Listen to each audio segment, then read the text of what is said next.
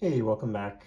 I was on a Facebook group today and someone asked a question about what do you think are some of the knives that are on the same level of quality or maybe at the same cost or below to the OZ Roosevelt.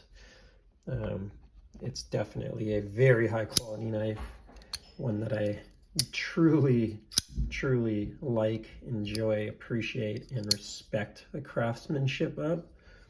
And so I answered that question with some of the ones that you're going to see today, and I sort of broke it into, for me, three categories. And this is very subjective. First and foremost, let's start by acknowledging that I don't have every knife that can answer that question. So this is just based on my collection, so that makes it subjective to start. Second, it's based on my opinion and my assessment of the knives, which again is subjective and how I use them and whatnot. And third, I'm going to break them up into what I consider to be on the same level or close to it, maybe close to it or the next tier, and then maybe a step down and quite a bit significantly lower on price. So let's get into it. I was lucky this week, and I need to create some space for myself here to get around, but I was lucky this week to handle my first Shark Knifeco or Shark Nivco or whatever the pronunciation is, Waka. And this one to me is right there. It is really like the action, the feel of it, very similar and on the level of the OZ Roosevelt. I'm really impressed with this knife and highly recommend taking a look at this brand if you haven't already. The action is great. The bearings, I believe, are open. I just learned today, open bearings, so watch out for that. That is a little different, but really like it. Obviously, the OZ Roosevelt, in the way that is CNC machined, precision manufactured, and carefully fit and finished in the way that they put it together and assemble it and tune it at the end. Really, I think at the very top of the game for what's done in CNC right now. I don't know if you'd call it mid-tech or whatever. There's a lot of different terms for it, but also in that echelon, I think the Rockstead, and this one in particular is the Higo 2 CFX. I think this one is definitely on that level of quality. In fact, it even costs quite a bit more, talking about a $1,500 MSRP here.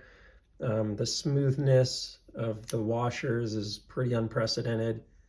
The finish on the blade is pretty unmatched in terms of that zero edge and high polish, and it is truly a high quality knife, very easy to work on too. I have not had a lot of OTFs. In fact, I've only handled a few, and this is the only one I've ever owned. So this is the Hawk Deadlock, and what surprised me about it when I got it in hand was not just that it did what people say it does, which is have a very strong lockup and do a nice job, but the fit and finish on this knife is really nice. So that one would be high on the list for me as well. I was very impressed with this and how it was put together. Brown knives, I have three representing it because some of these manufacturers only make a few knives. I don't have a mini Goblin, for instance, from Koenig, but I do have three different versions of knives from Brown Knives that I think are also on a similar level of quality. This is the full-size FSD. Excuse the failed deployment there. A bit more fidgety even than the Roosevelt. It has multiple deployment methods, front flip, reverse, thumb, and you can even just sort of button lock, gravity it open, which is cool. Really impressive. Mini FSD, basically the same thing, but smaller. Also put it in that quality echelon. And then there are others like the LHCX and whatnot, but without wasting too much space. Some of the most recent models like the LHCX, this is the Cortex, and some of his others are also on that quality echelon. As you can see, they are just remarkable in the action and how he put these together. The precision, I think, is right up there with something like an OZ Roosevelt. This next echelon, I would say some of these are even in the same quality. Like I'd say this SPK Lamia is in the same quality echelon. It is a washer knife, and it's not quite as fun for me. So it's just, I didn't have a lot of room, so I put it in the next row. But I'd say this one's in the same quality echelon as the OZ Roosevelts for sure.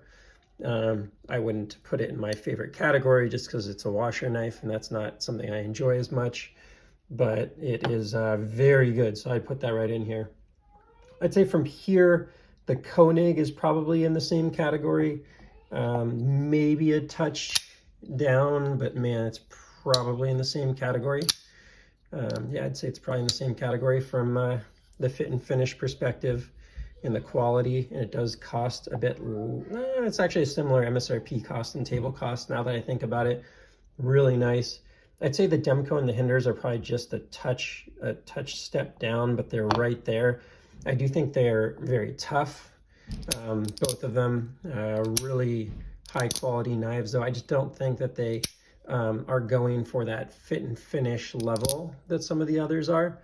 I'd say they're very, very good, though. Extremely good. And, you know, a knife that I would trust in a post-apocalyptic situation would be this full-size Demco 8020 to do everything I needed it to. I'd say the Hinders, pretty close to that for me. The drop shuttiness, as you can see, is glassy, especially once you've upgraded to this tie scale. It's really quite good on the quality. I'd say there's some things that are definitely a step down still in the tolerances and whatnot, and the inconsistencies that I've seen in those versus the OZ Roosevelt. They've been very consistent for me, as have most of these. These are, maybe the Browns are a little less consistent, if anything, but the quality is there. And then on that note, I think the McNees are known for being very high quality, but also have a little bit of inconsistency versus some of these other competitors. $575 at the price tag. Now you're getting down a little bit further on the price tag, which is nice.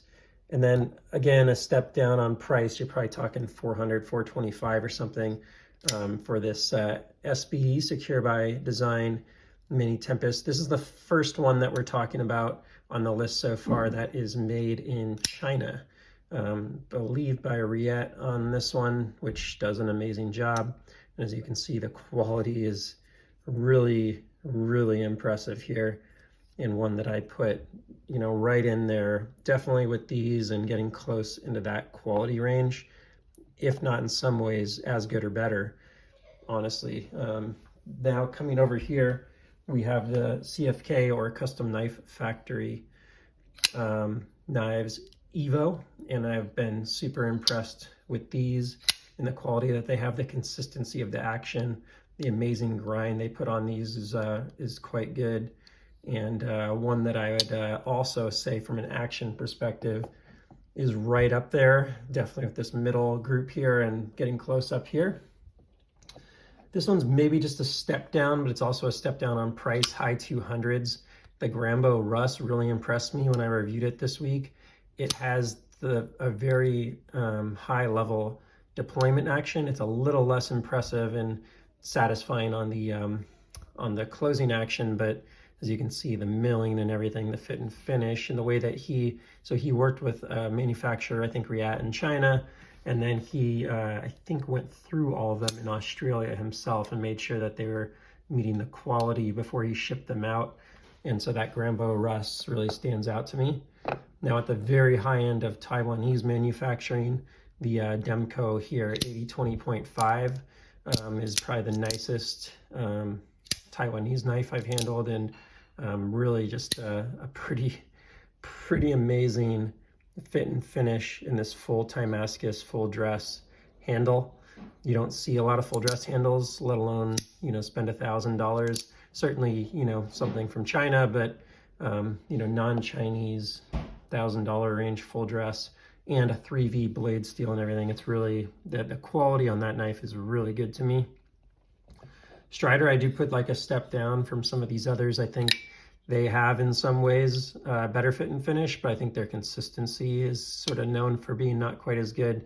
Some of them don't have good, aren't as good on the centering and stuff, and there's just a few things here and there they're known for, like Lock Rock and Lock Stick, that put it like a step down, but you know, price wise they're maybe a step down too. Well, no, I guess they're pretty similar to this middle group.